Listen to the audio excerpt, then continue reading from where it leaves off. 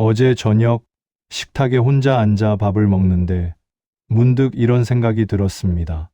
왜 이렇게 됐을까? 자식들은 각자 바쁘고 친구들은 예전만큼 연락이 없고 배우자와도 할 말이 별로 없는 저녁. 누구를 탓할 것도 아닌데 마음 한구석이 허전합니다. 서운한 것도 아닌데 그냥 조용히 외로운 밤. 이 나이가 되면 누구나 한 번쯤 이런 순간을 맞이합니다. 젊었을 때는 뭔가를 이루려고 달렸습니다. 가족을 먹여 살리고 아이들 뒷바라지하고 사람들과 어울리고 바쁘게 살았습니다.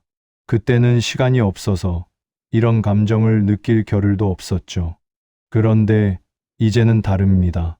시간은 많은데 할 일은 별로 없습니다. 기대했던 것들은 생각처럼 되지 않았고 애써서 쌓아온 관계들도 언제 그랬냐는 듯 멀어졌습니다. 그래서 오늘은 이런 이야기를 해보려 합니다. 어떻게 하면 이 마음을 조금 더 편하게 가져갈 수 있을까? 어떻게 하면 기대하지 않고도 평온할 수 있을까? 어떻게 하면 억지로 붙잡지 않고도 담담할 수 있을까? 영상 시작 전에 구독과 좋아요를 눌러주시면 마음 둥불 말씀에 힘이 됩니다. 오늘 함께 들여다볼 사람은 19세기를 살았던 한 철학자입니다. 그는 평생 인간의 고통이 어디서 오는지 탐구했고 결국 하나의 결론에 도달했습니다.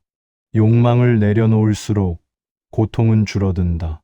그의 이름은 아르투어 쇼펜하우어. 그가 남긴 말들은 200년이 지난 지금, 특히 우리 같은 노년의 삶에 깊은 위로가 됩니다. 오늘은 그의 철학을 통해 우리가 지금 이 나이에 어떻게 마음을 정리할 수 있을지 천천히 돌아보겠습니다. 인생은 욕망과 권태 사이를 왔다 갔다 할 뿐이다. 쇼펜하우어는 이렇게 말했습니다. 인생은 욕망과 권태 사이를 왔다 갔다 할 뿐이다. 처음 이 말을 들으면 조금 씁쓸합니다. 인생이 그저 욕망과 권태의 반복이라니 너무 비관적인 것 아닌가 싶기도 합니다. 하지만 조금만 생각해보면 우리 인생이 정말 그랬습니다. 젊었을 때는 무언가를 간절히 원했습니다. 좋은 직장, 내 집 마련, 자식들의 성공. 그것을 이루기 위해 밤낮 없이 달렸습니다. 그때는 힘들었지만 목표가 있었기에 견딜 수 있었습니다. 그런데 막상 그것을 이루고 나면 어땠습니까? 처음엔 기뻤습니다. 하지만 그 기쁨은 생각보다 오래가지 않았습니다. 집을 샀는데 더 넓은 집이 부러워졌고, 아이가 대학에 갔는데 더 좋은 대학이 눈에 들어왔습니다. 욕망을 채우면 잠시 만족하지만 곧 새로운 욕망이 생겼습니다. 그리고 이제 더 이상 욕망조차 없을 때가 왔습니다. 그렇다고 편안한가요? 아닙니다. 이번엔 권태가 찾아옵니다. 할 일이 없으니 무료하고 무료하니 자꾸 옛날 생각만 납니다. 잘했던 일보다 못했던 일이 더 자주 떠오릅니다. 쇼펜하우어는 이것을 인생의 본질이라고 봤습니다. 인간은 욕망하며 괴롭고 욕망이 사라지면 권태로 괴롭다고 말입니다. 그렇다면 우리는 어떻게 해야 할까요? 그는 답을 제시했습니다. 욕망도 권태도 아닌 제3의 길, 바로 내려놓음입니다. 무언가를 이루려고 애쓰지도 않고 그렇다고 아무것도 하지 않는 것도 아닌 그저 있는 그대로를 받아들이는 삶. 당신은 지금 무엇을 욕망하고 있습니까? 아니면 무엇에 권태를 느끼고 있습니까? 만약 둘 다라면 지금이 바로 내려놓을 시간입니다. 기대는 실망의 어머니다. 쇼펜하우어의 말 중에 이런 것이 있습니다. 기대는 실망의 어머니다. 짧은 문장이지만 우리 인생을 관통합니다. 생각해 보세요. 우리가 서운했던 순간들은 언제였습니까? 대부분 기대했는데 그렇지 않았을 때였습니다.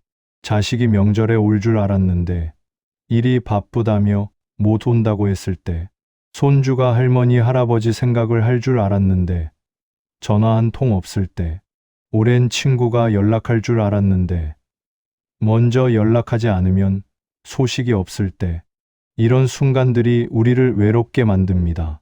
그런데 조금 다르게 생각해 볼 수 있습니다. 왜 우리는 기대했을까요? 자식이니까, 손주니까, 친구니까 당연히 그래야 한다고 생각했습니다. 그것이 도리고 정이라고 배웠으니까요. 하지만 쇼펜하우어는 이렇게 말합니다. 당연한 것은 없다고. 자식이라고 해서 부모 마음을 다 아는 것은 아닙니다. 친구라고 해서 항상 나를 먼저 생각하는 것도 아닙니다. 사람은 각자 자기 인생을 사느라 바쁩니다. 그게 나쁜 게 아니라 그게 인간입니다.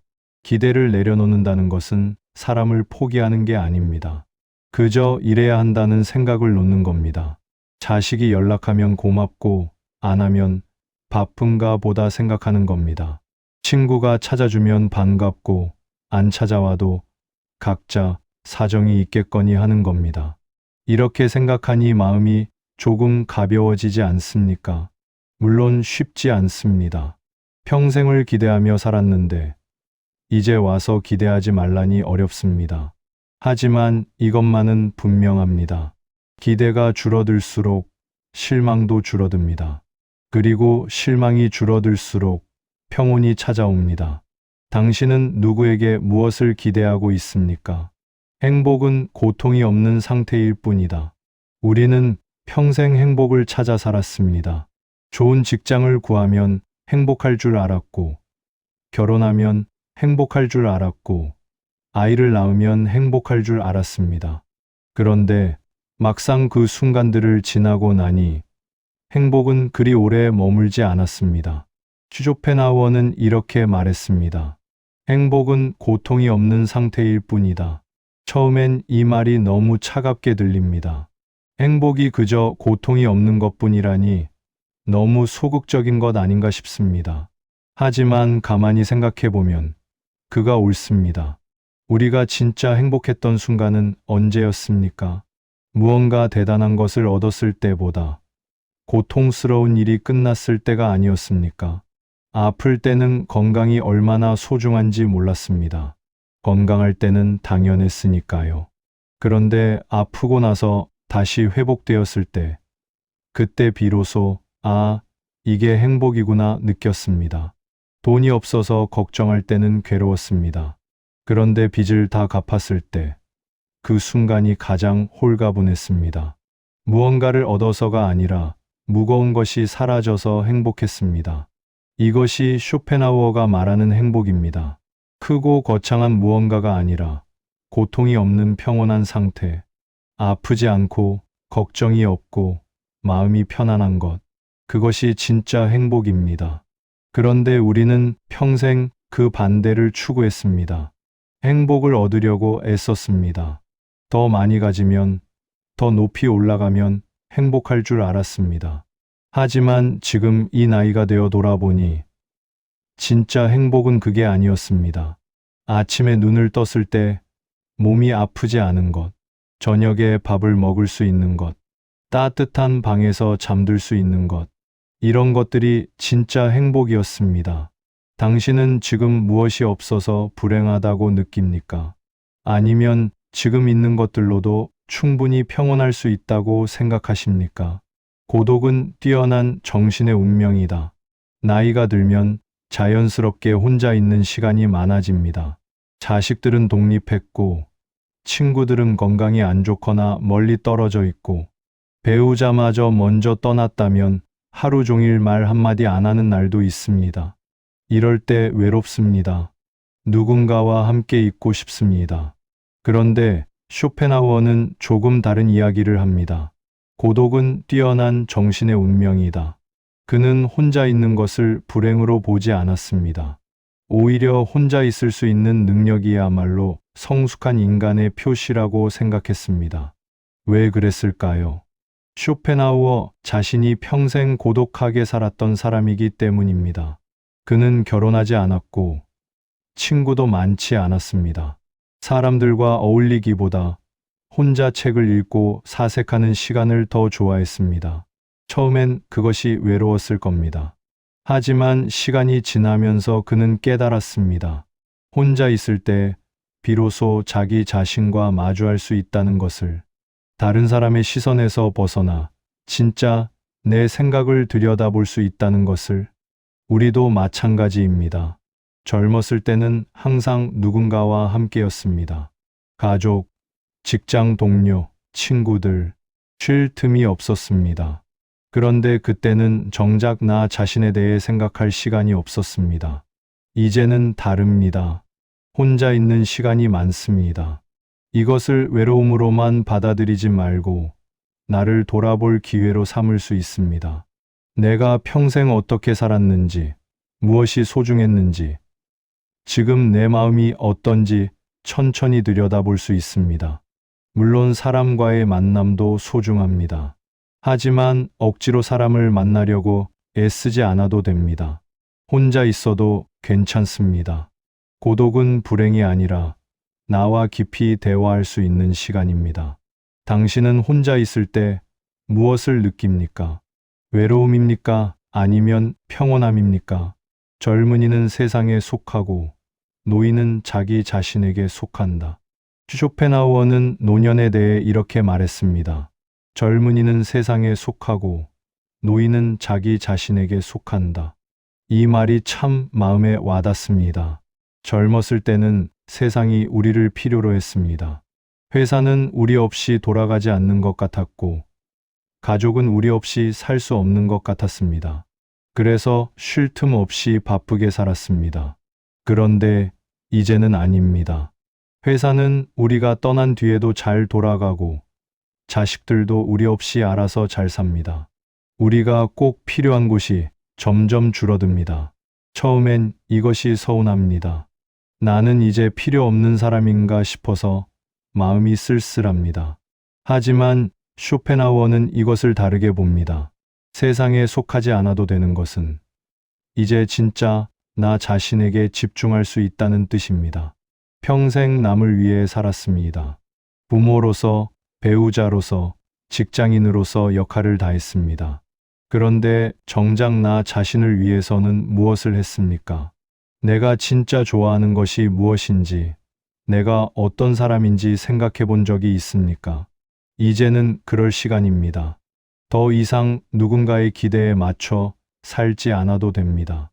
아침에 일찍 일어나지 않아도 되고, 억지로 웃지 않아도 되고, 하기 싫은 일을 하지 않아도 됩니다. 이제는 나 자신에게 속할 시간입니다. 좋아하는 책을 읽거나, 산책을 하거나, 그저 창밖을 바라보며 가만히 앉아 있거나, 그것만으로도 충분합니다. 누구에게 인정받기 위해서가 아니라 내가 편안하기 위해서 하는 시간. 당신은 지금 누구를 위해 살고 있습니까? 아니면 드디어 나 자신을 위해 살 준비가 되었습니까? 인간은 원하는 것을 얻지 못해 불행하고, 얻고 나면 금방 실증이 나서 불행하다. 우리 인생을 돌아보면 이 말이 정확합니다. 인간은 원하는 것을 얻지 못해 불행하고, 얻고 나면 금방 실증이 나서 불행하다. 젊었을 때 내 집을 갖고 싶었습니다. 전세 살 때는 내 집만 있으면 정말 행복할 것 같았습니다. 그래서 악착같이 모았고 드디어 집을 샀습니다. 처음 몇 달은 좋았습니다. 내 집이라는 게 뿌듯했습니다. 그런데 시간이 지나니 당연해졌습니다. 이제는 더 넓은 집, 더 좋은 위치의 집이 부러워졌습니다. 얻었는데도 만족하지 못했습니다. 자식들이 대학 갈 때도 그랬습니다. 대학만 보내면 이제 속 편할 줄 알았습니다. 그런데 대학 가니까 취업 걱정, 취업하니까 결혼 걱정, 결혼하니까 손주 걱정. 끝이 없었습니다. 쇼펜하우어는 이것을 인간의 본성이라고 했습니다. 우리는 끊임없이 무언가를 원하도록 만들어진 존재라는 겁니다. 진화 과정에서 그렇게 된 것이든, 사회가 그렇게 만든 것이든, 우리는 만족을 모릅니다. 그렇다면 어떻게 해야 할까요? 쇼펜하우어의 답은 간단합니다. 욕망의 고리를 끊으라는 겁니다.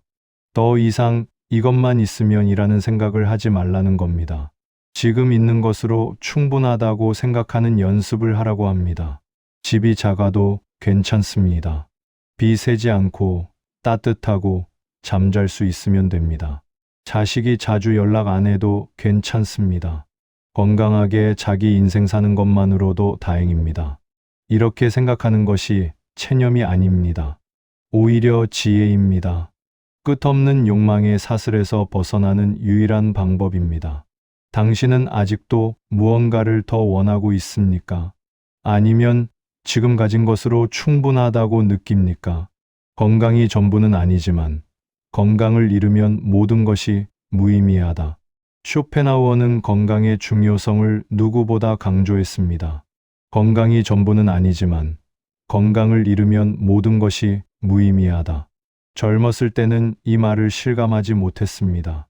밤을 새워도 다음날 괜찮았고 무리해도 금방 회복됐습니다. 건강은 당연한 것이었습니다. 그런데 이제는 다릅니다.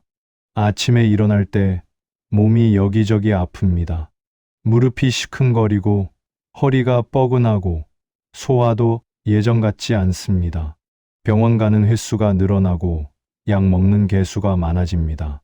그때 비로소 알게 됩니다. 건강이 얼마나 소중한지. 돈이 많아도 아프면 쓸 수가 없습니다. 집이 넓어도 누워만 있으면 의미가 없습니다. 자식이 잘 살아도 내 몸이 아프면 그것조차 기쁘지 않습니다. 쇼펜하우어 자신도 평생 건강에 신경을 많이 썼습니다.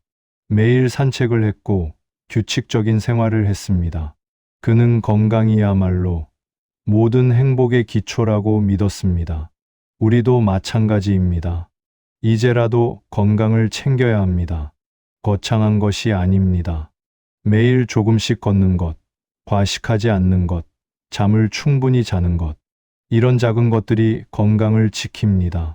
건강을 잃고 나서 후회하지 말고 지금 있을 때 소중히 해야 합니다.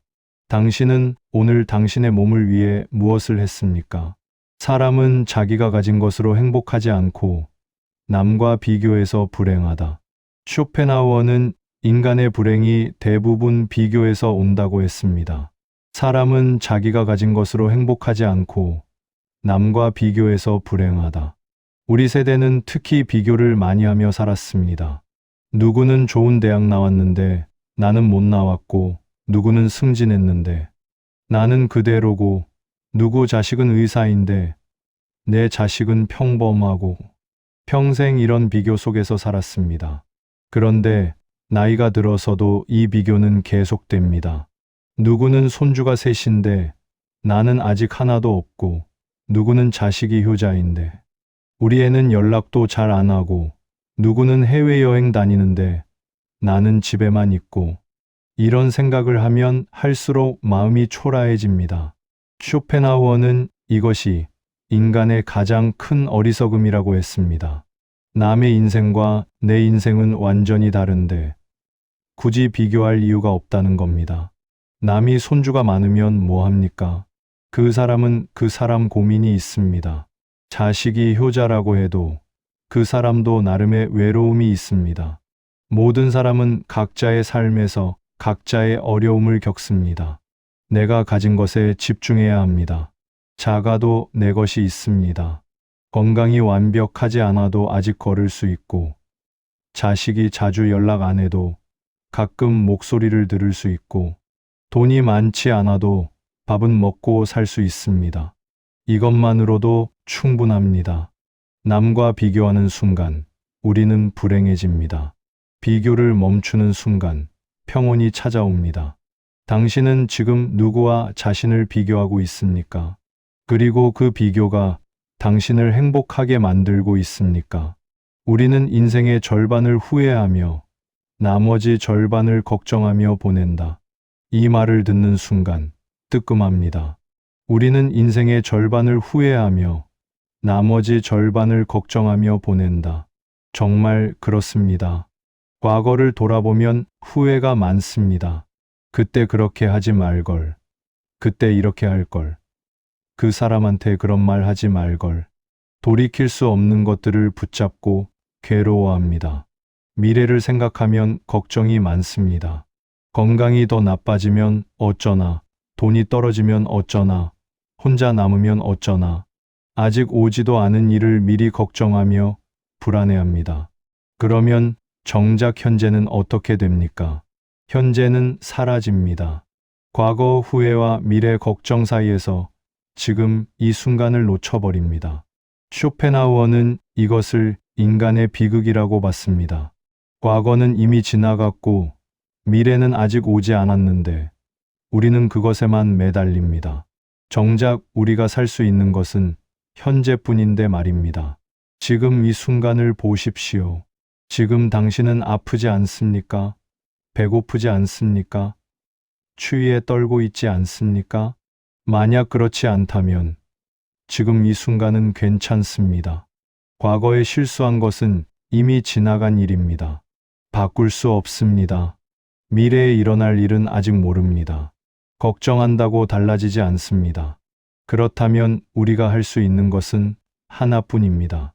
지금 이 순간에 집중하는 것입니다.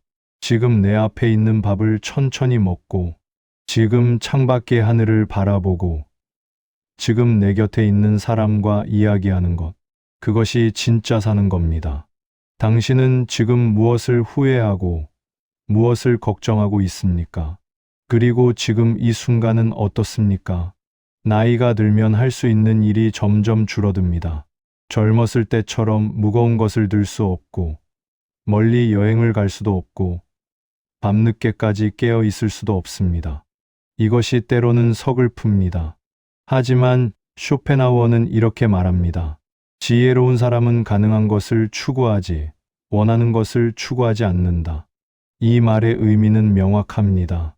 내가 할 수 없는 것을 붙잡고 속상해하지 말고 내가 할 수 있는 것에 집중하라는 겁니다. 예전처럼 등산을 할 수는 없습니다. 그렇다면 대신 천천히 산책을 할 수 있습니다. 무거운 집안일을 할 수는 없습니다. 그렇다면 가벼운 정리 정도는 할 수 있습니다. 자식들을 자주 볼 수는 없습니다. 그렇다면 가끔 전화로 목소리라도 들을 수 있습니다. 불가능한 것을 원하면 괴롭습니다. 가능한 것을 하면 평온합니다. 이것은 포기가 아닙니다.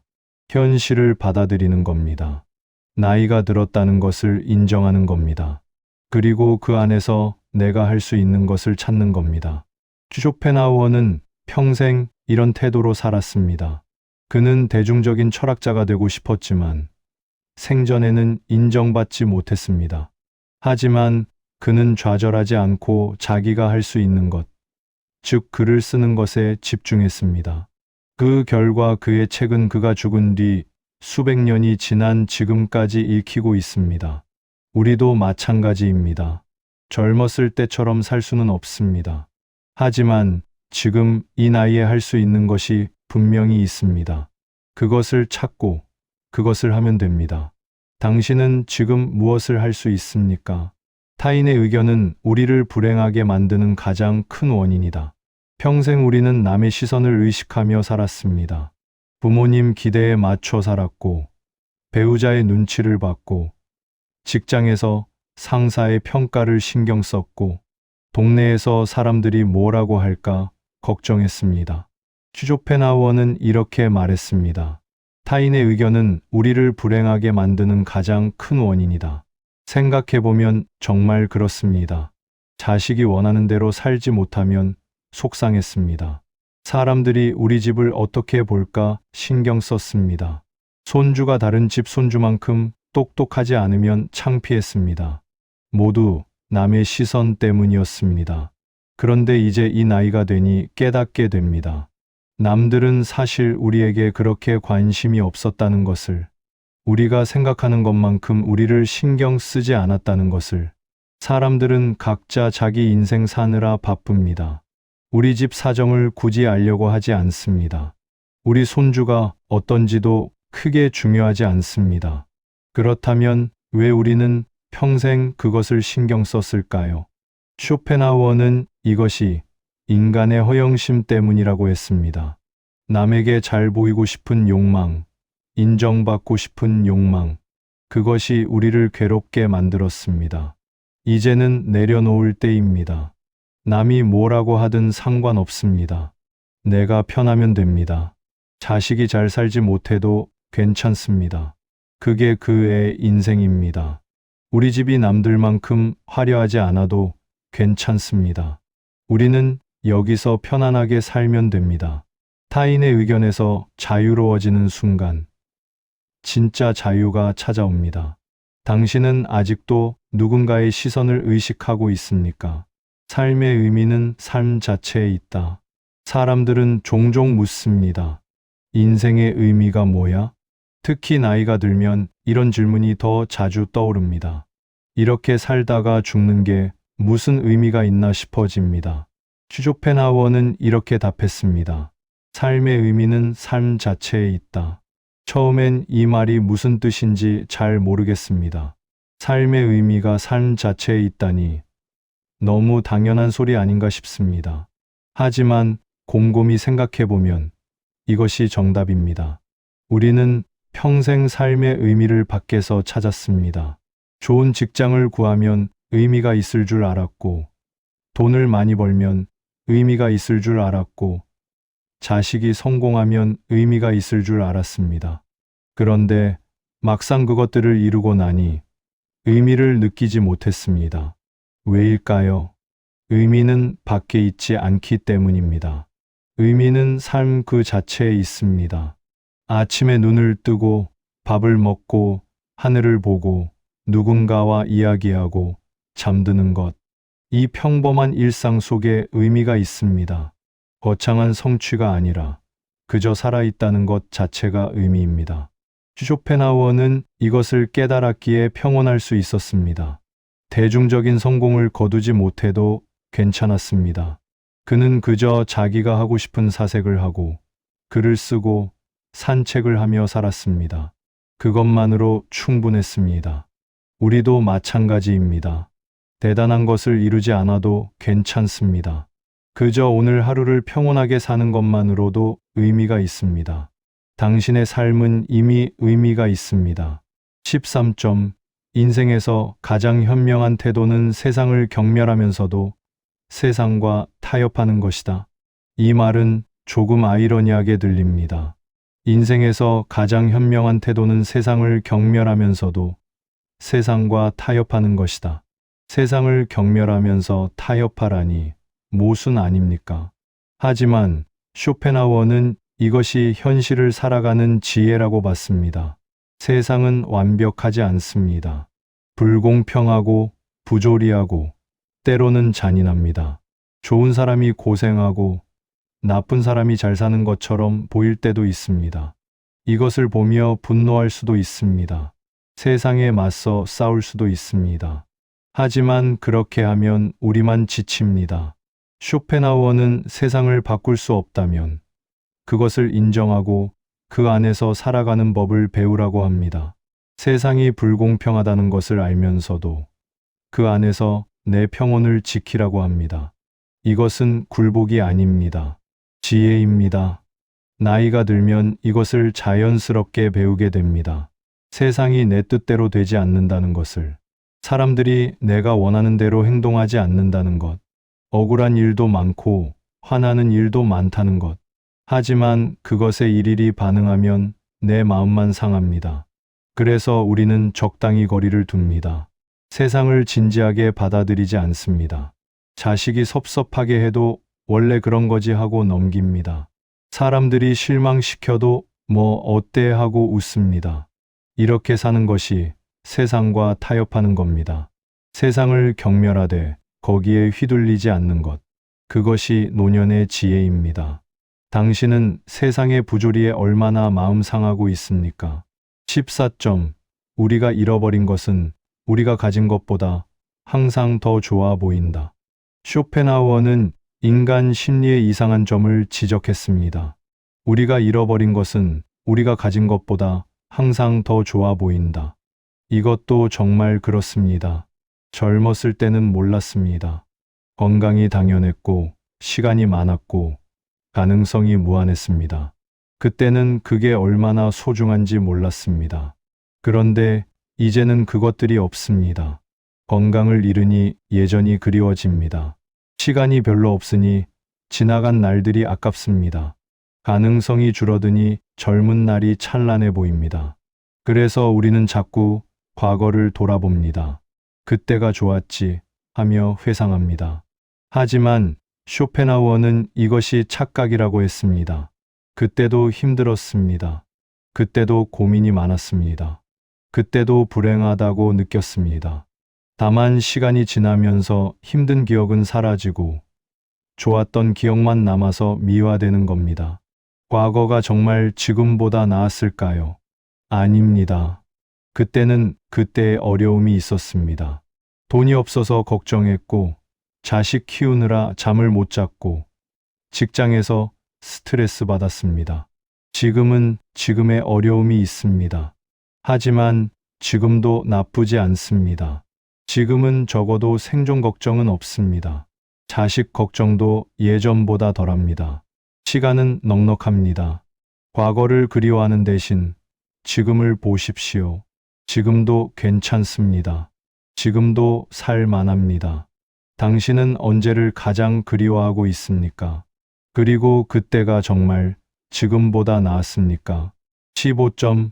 고통은 긍정적이고 행복은 부정적이다. 쇼펜하우어의 말 중에 가장 이해하기 어려운 것이 이겁니다.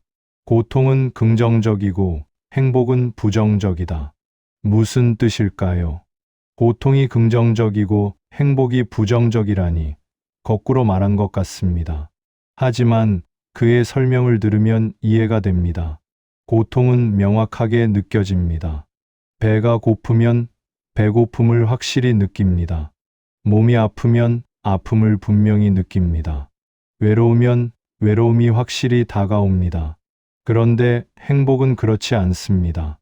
행복은 무언가가 있어서가 아니라 무언가가 없어서 느껴집니다. 배가 안 고플 때, 몸이 안 아플 때, 외롭지 않을 때 우리는 행복합니다. 즉, 행복은 고통의 부재입니다. 고통이 사라진 상태입니다. 이것을 깨닫는 것이 중요합니다.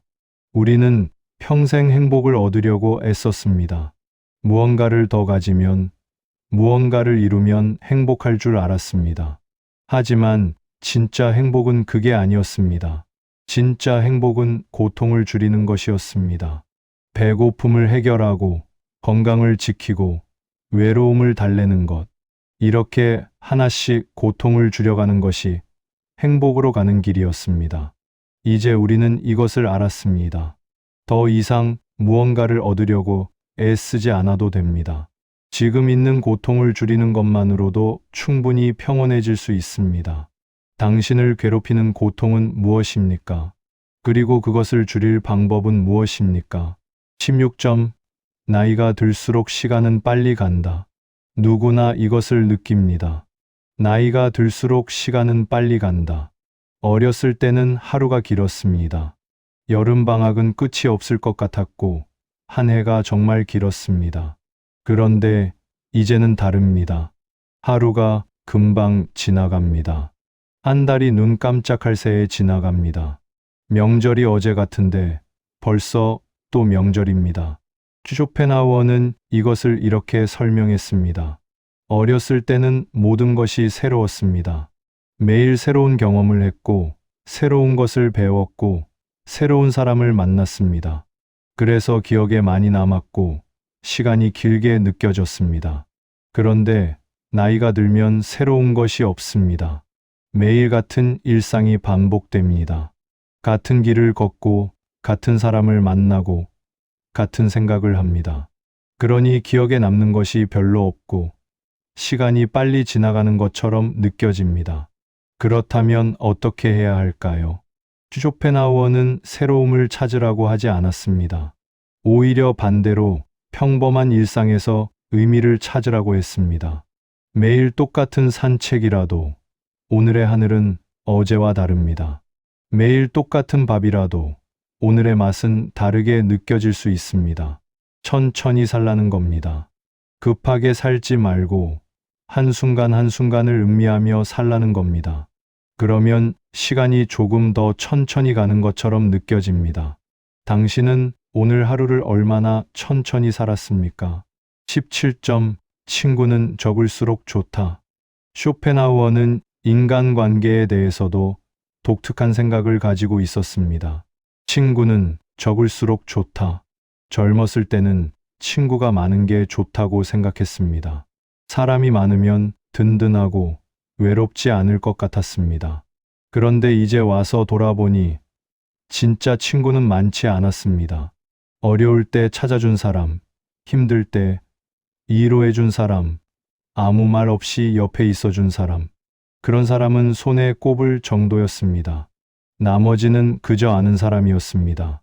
쇼펜하우어는 이것을 일찍 깨달았습니다. 많은 사람과 얕게 사귀는 것보다 적은 사람과 깊게 사귀는 게 낫다는 것을, 아니, 혼자 있는 것이 나쁜 사람과 함께 있는 것보다 낫다는 것을. 나이가 들면 자연스럽게 인간관계가 정리됩니다. 건강이 안 좋아서 만나기 힘들거나 관심사가 달라져서 할 말이 없거나 그냥 서로 멀어집니다. 처음엔 외로웠습니다. 하지만 이제는 괜찮습니다. 진짜 필요한 사람만 남았다는 것을 알기 때문입니다. 억지로 관계를 유지할 필요가 없습니다. 편한 사람 한두 명만 있으면 충분합니다. 친구의 숫자가 중요한 게 아닙니다. 질이 중요합니다. 당신 곁에는 진짜 친구가 몇 명이나 있습니까? 그리고 그것만으로 충분하지 않습니까? 18점. 우리는 현재를 참고 미래를 기다리며 산다. 쇼펜하우어는 인간의 어리석음을 이렇게 표현했습니다. 우리는 현재를 참고 미래를 기다리며 산다. 평생 그렇게 살았습니다. 학교 다닐 때는 졸업하면 좋을 거라고 생각했고, 취직하면 행복할 거라고 생각했고, 결혼하면 안정될 거라고 생각했습니다. 항상 미래가 더 나을 거라고 믿었습니다. 그래서 현재는 참았습니다. 지금은 힘들어도 나중엔 괜찮을 거라고, 지금은 어려워도 나중엔 편할 거라고 생각하며 견뎠습니다. 그런데 미래는 계속 미래로 남았습니다. 좋은 미래가 오지 않았습니다. 아니, 왔을 수도 있는데 우리가 알아차리지 못했습니다. 왜냐하면 그때도 또 미래를 기다리고 있었으니까요. 결국 평생을 미래만 기다리다가 정작 현재는 한 번도 제대로 살지 못했습니다. 이제는 다릅니다. 더 이상 기다릴 미래가 별로 없습니다. 남은 시간이 얼마 없다는 것을 알고 있습니다. 그렇다면 이제는 현재를 살아야 합니다. 내일이 더 나을 거라는 환상을 버려야 합니다. 오늘이 전부입니다. 오늘 먹는 밥, 오늘 보는 하늘, 오늘 나누는 대화, 그것이 우리에게 주어진 전부입니다.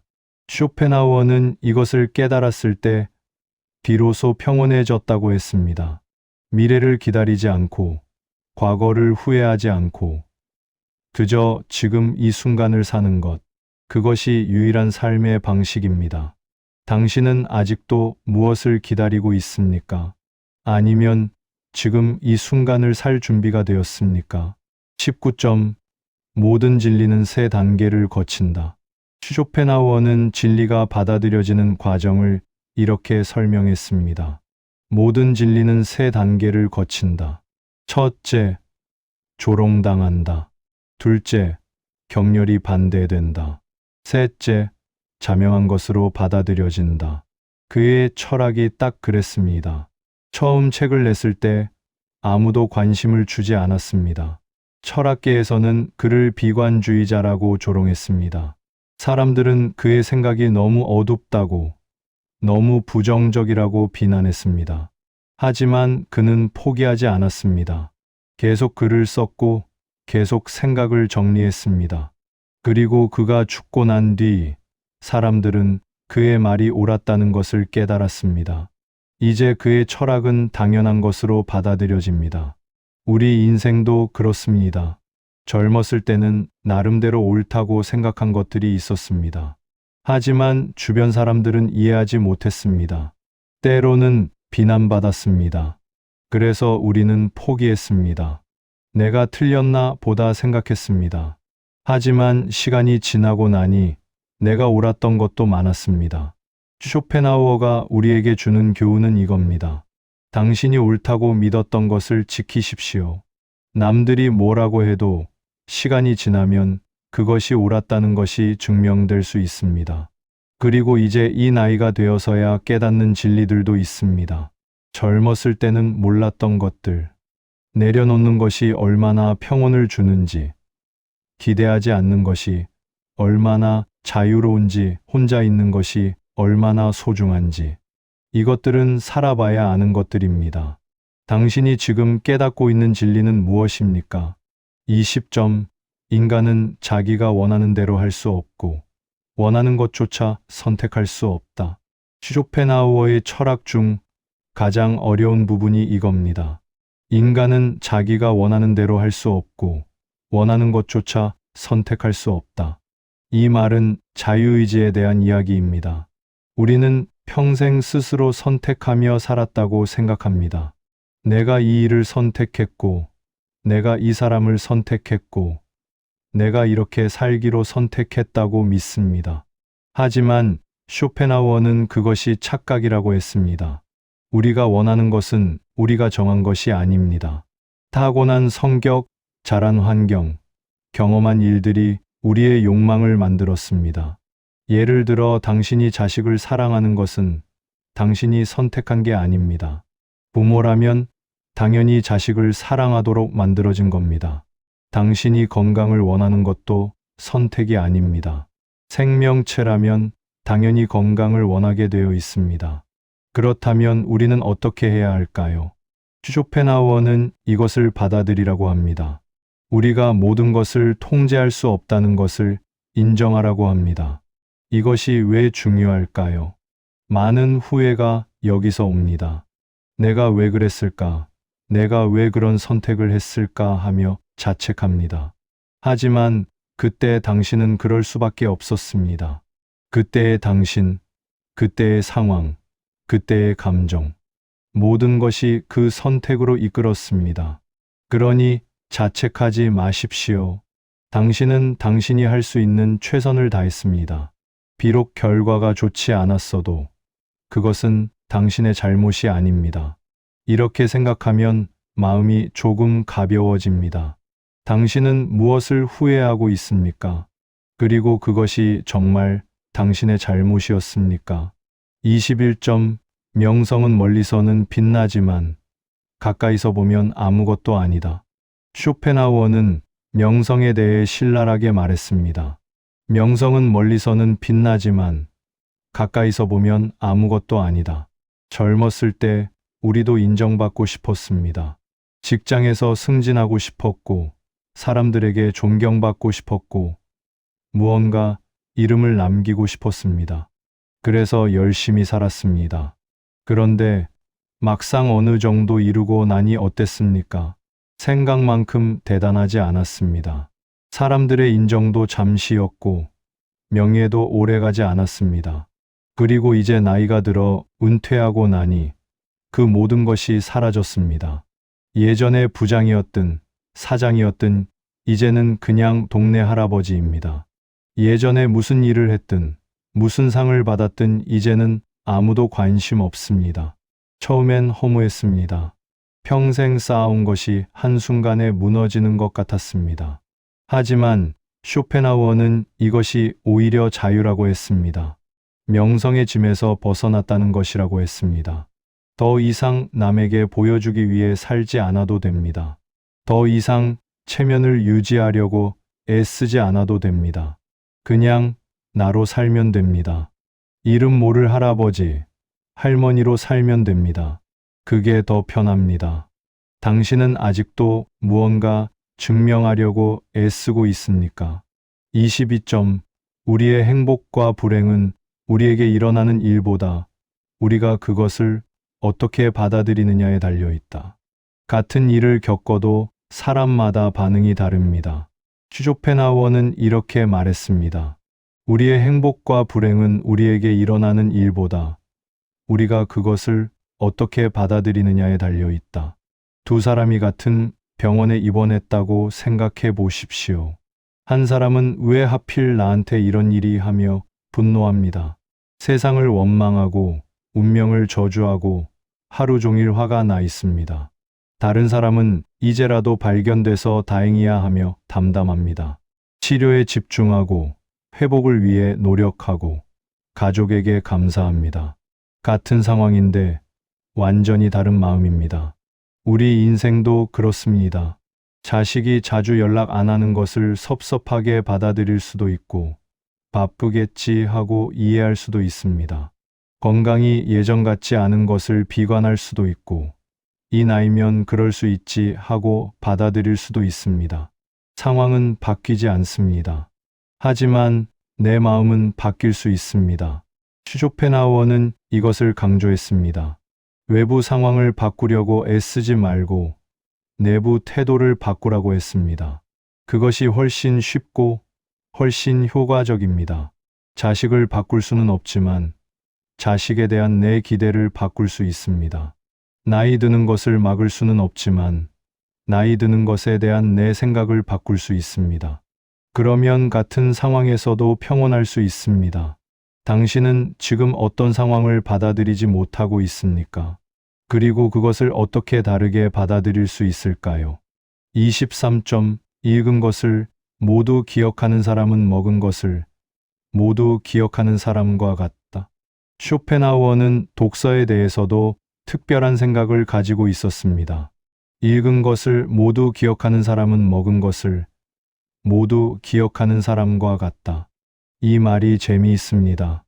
우리는 많은 것을 배우고 많은 것을 경험했습니다. 하지만 그 모든 것을 기억할 필요는 없습니다. 음식도 마찬가지입니다.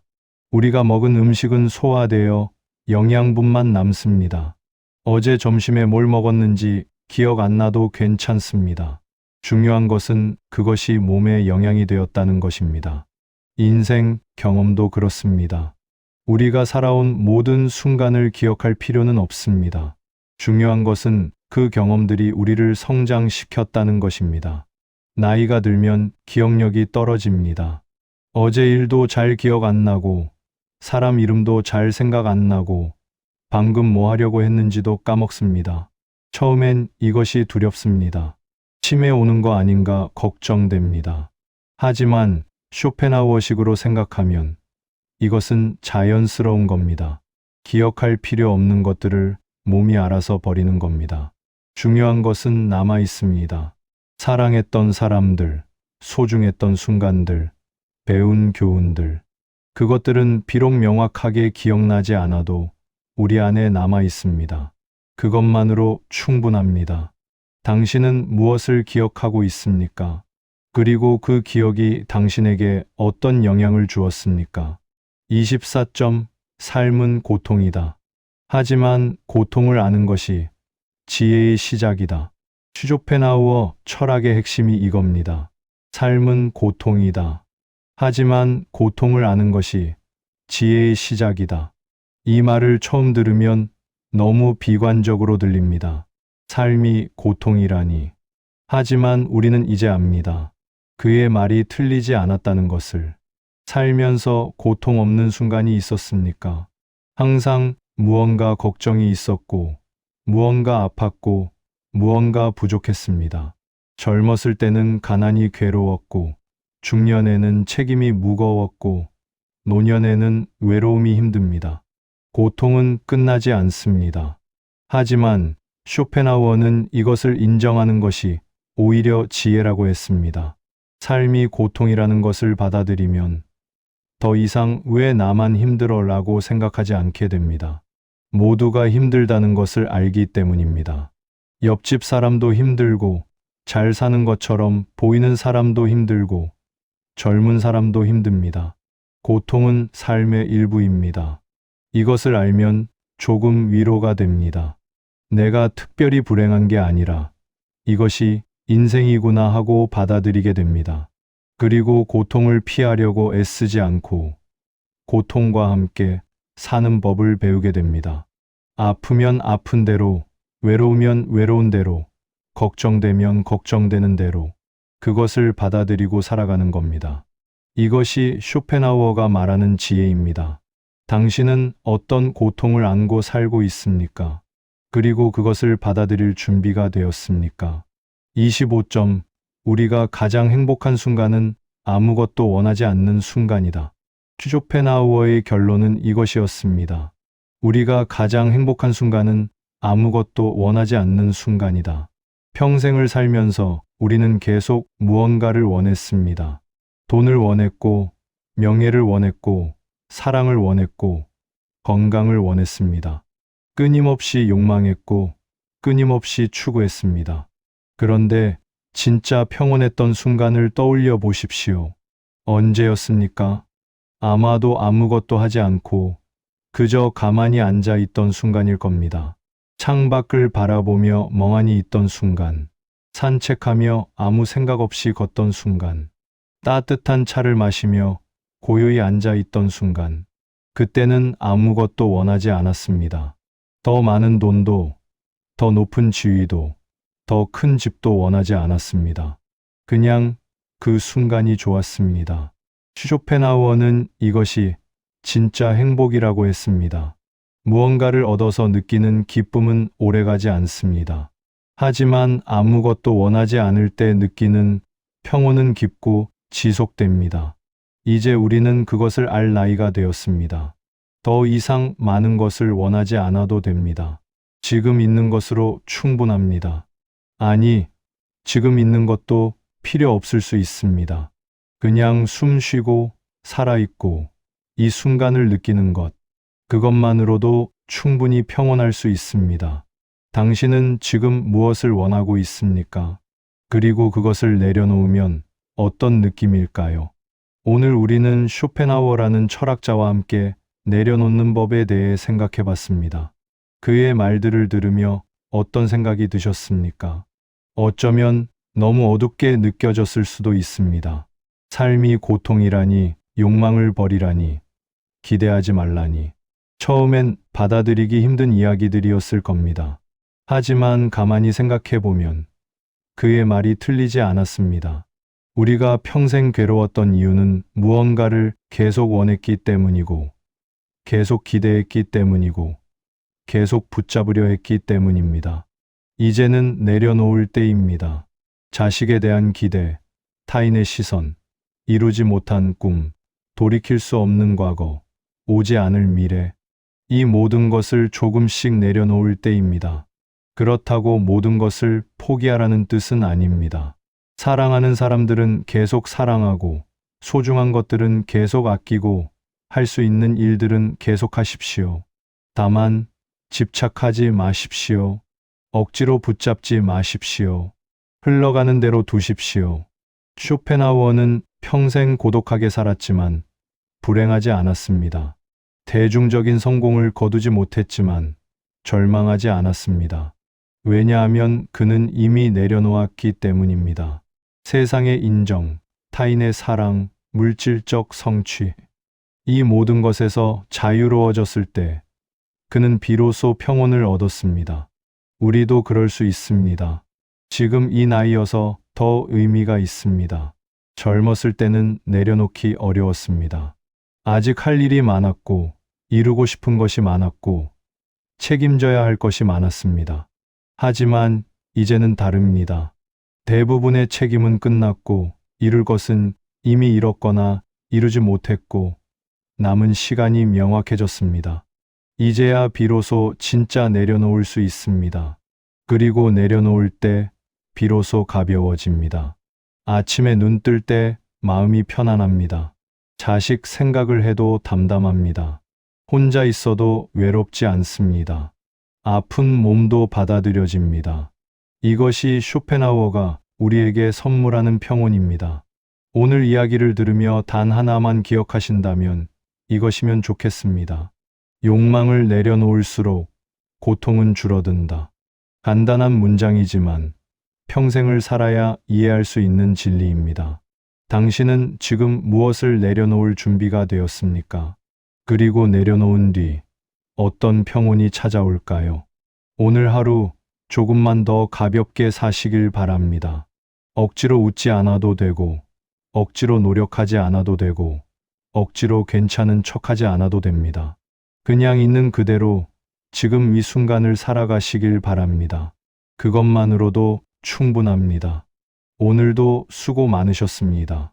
오늘도 마음둥불 말씀을 시청해 주셔서 감사합니다.